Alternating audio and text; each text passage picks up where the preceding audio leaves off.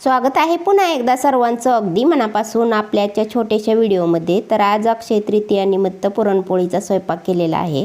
तसा तर आज रस असतो, परंतु आंबे काय अजून मनासारखे आले नाहीत, म्हणून म्हटलं दूधच वाढावं आणि नंतर मग देवाला आंबा दाखवावा। तर इथं डाळ स्वच्छ धुवून घेतलेली आहे। मी घरची डाळ आहे, धुवायची आवश्यकता नाही, परंतु दहीची सवय लागल्यामुळे डाळ धुवून घेतलेली आहे। हळद आणि तेल थोडंसं टाकलं आणि डाळीच्या तिप्पट पाणी टाकलं। जसं 1 वाटी डाळ आहे तर 3 वाट्या पाणी टाकलं मी आणि कुकर लावून दिला। आता इथं मी कणिक मळून घेते।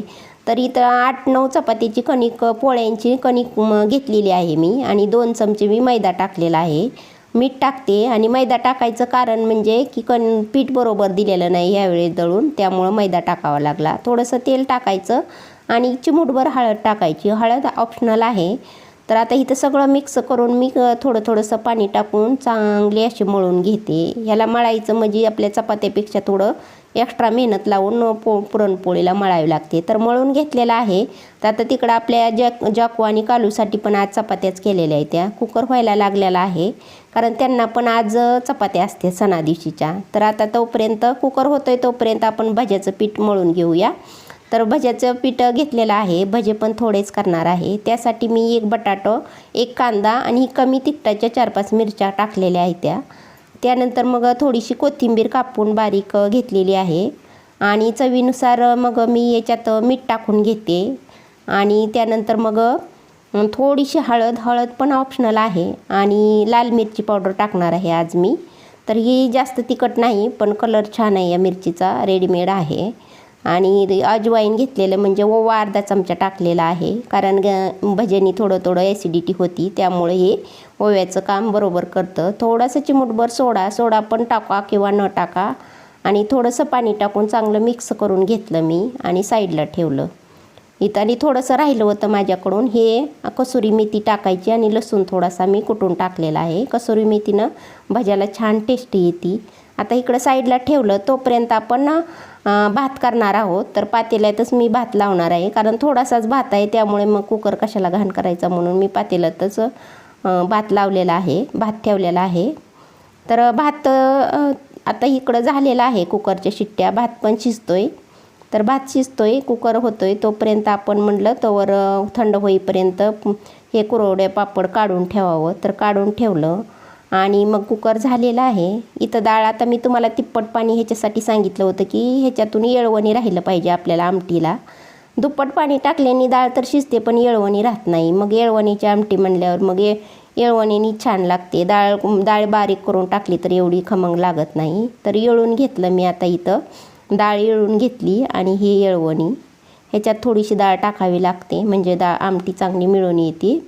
तर आता ही मॅशरनी मी मिक्स करून घेते, चांगली डाळ एकजीव करून घेते, म्हणजे कसं आपल्याला पुरण वाटताना सोपं जातं। गूळ घ्यायचा, गूळ किती घ्यायचा तर डाळ जेवढे पुरण आहे डाळ आहे ना त्याच्या अर्धा गूळ घ्यायचा, म्हणजे छान चवीला होतात। अजून गोड आवडत असेल तर थोडा गूळ वापरू शकता, पण मी जेवढी डाळ आहे त्यापेक्षा अर्धा गूळ टाकते। आता इथं सुंठ, बडीशेप आणि इलायची ह्याची मी पावडर करून ठेवत असते, कारण लाईटीचा आपल्याकडं भरोसा नसतो, म्हणून मी कमीत कमी 4-5 वेळा तरी पुरणपोळी व्हावी या हिशोबाने मी बारीक पावडर करून ठेवते। थोडं चिमूटभर मीठ टाकायचं आणि ह्याला परतून घ्यायचं चांगलं, म्हणजे चांगलं परतून घेतलं की मस्त पुरण खराब होत नाही आणि चव पण लागते। पुरण आता ठेवलं आहे कमी गॅस करून, तोपर्यंत म्हटलं कढीपत्त्याचं झाड आपल्या अंगणातच आहे, खूप छान कढीपत्ता आलेला आहे आणि आता आमटी करणार आहोत। तर तेल तापाय ठेवलं, हमेशा जेवढं टाकतो तेवढंच, जिरी मोहरीची फोडणी मारली आणि त्यानंतर मग हे लसूण, खोबरं आणि आलं ह्याला पण आपण वाटून फ्रीजमध्ये ठेवत असतो, लाईटीची गॅरंटी नाही म्हणून, म्हणजे पटकीने आपल्याला घेता येतं आणि करता येतं आणि स्वयंपाक पण लवकर उरकतो। तर लसूण अद्रक परतल्यानंतर मग मी थोडीशी कोथिंबीर टाकते। कोथिंबीर ह्याच्यासाठी टाकायची, हे जे आपण कोरडे मसाले टाकतो ना ते करपत नाहीत म्हणून। तर घरचं काळं तिखट टाकलं, थोडीशी हळद टाकली, मीठ पण मी फोडणीतच टाकलेलं आहे आणि चांगलं परतून घेतलं आणि ही येळवणी आहे ना ती फोडणीला मारलं। तर थोडंसं अजून पाणी खंगाळून टाकलं। आता आमटी उकळते तोपर्यंत इकडं पण लगेचच मिक्स करून घ्यायचं, म्हणजे खाली लागत नाही। आमटी उकळायला लागलेली आहे मस्त, वरून थोडीशी कोथिंबीर टाकायची आणि तिखट मीठ वाटलं तर वरून थोडंसं कमी जास्त असेल तर वरून टाकायचं. मिक्स करून झालं. छानपैकी मस्त असा वास सुटलेला आहे आमटीचा आणि बघू शकता कलर पण खूप छान आलेला आहे. आता तो पांढरा दिसतो पण त्याच्या आतमध्ये ना तरी असते.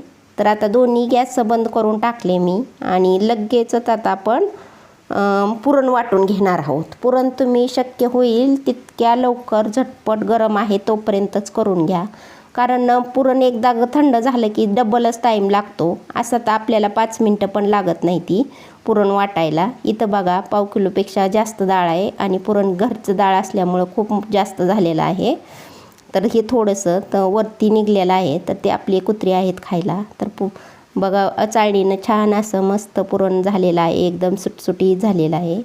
आता पुरण साईडला ठेवला तर लगेच पापड तळून घेऊया आपण. कुरवड्या ही माझ्या गेल्या वर्षीच्याच कुरवड्या आहेत, त्या अजून काही ह्या वर्षी केलेल्या नाही त्या. तर कुरवड्या तळून झालेल्या आहेत, त्या मस्त अशा झालेल्या आहेत त्या, पण थोड्याशा ना पातळ झालता म्हणून थोड्याशा अशा तारा झालेल्या नाहीत सुट्ट्या. तर आता ही कुरवड्या तळून घेते मी आणि लगेचच पापड हे आपले घरीच केलेले पापड आहे. त्याचा व्हिडिओ येणार होता परंतु माझ्याकडून चुकून डिलीट झाला, त्यामुळे हा व्हिडिओ आला नाही. बघू दुसरा व्हिडिओ बनवला तर मी नक्की शेअर करीन तुमच्याबरोबर. पापड पण तळून झाले. आता इथं जेवढं होतं तेवढं मी तळून घेतलं. छान असं झालेलं आहे तळून. आणि मग नंतर मग लगेचच पापड तळून झालं की गडबडीमध्ये असं होतं, कारण व्हिडिओच्या चक्करमध्ये थोडंसं होतं सांडतं करतं.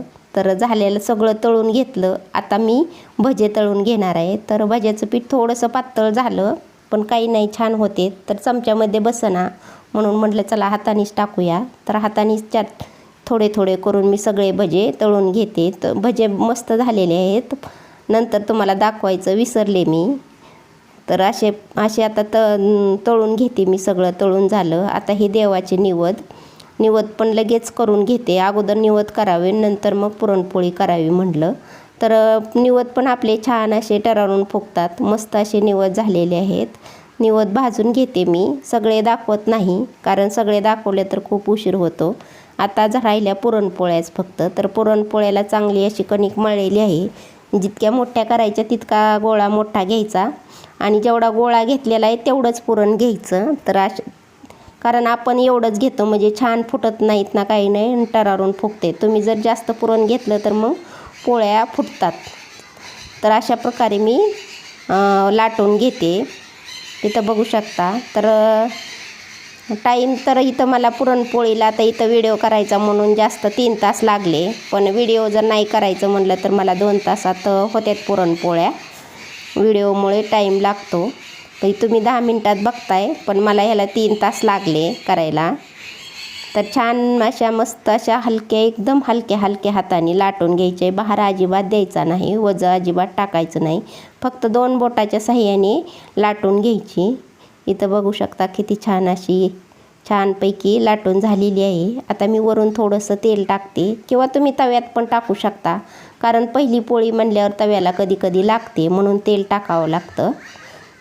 तर इथं मीडियम गॅस करून मस्त अशा पुरणपोळ्या आता सगळ्या मी करून घेते. इथं तुम्हाला फक्त एकच दाखवते, कारण सगळ्या जर दाखवत बसल्या तर व्हिडिओ खूप मोठा होतो आणि मोठा व्हिडिओ कोणाला आवडतो पाहायला. म्हणून आता इथं बघा सगळे अशी छानपैकी सगळ्या A to Z पुरणपोळ्या माझ्या फुगतात.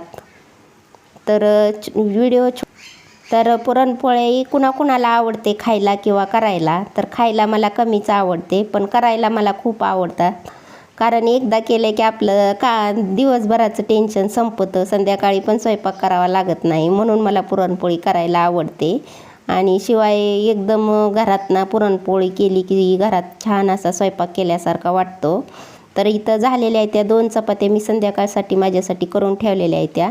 आणि मग इथं सगळ्या तर केल्या नाही मी, कारण पुरण आता म्हणलं उद्या परवा नंतर कराव्या पोळ्या संपल्यानंतर ताज्या. तर असा होता माझा स्वयंपाक आजचा. तर छोटासा व्हिडिओ आहे, मला मेहनत खूप लागली.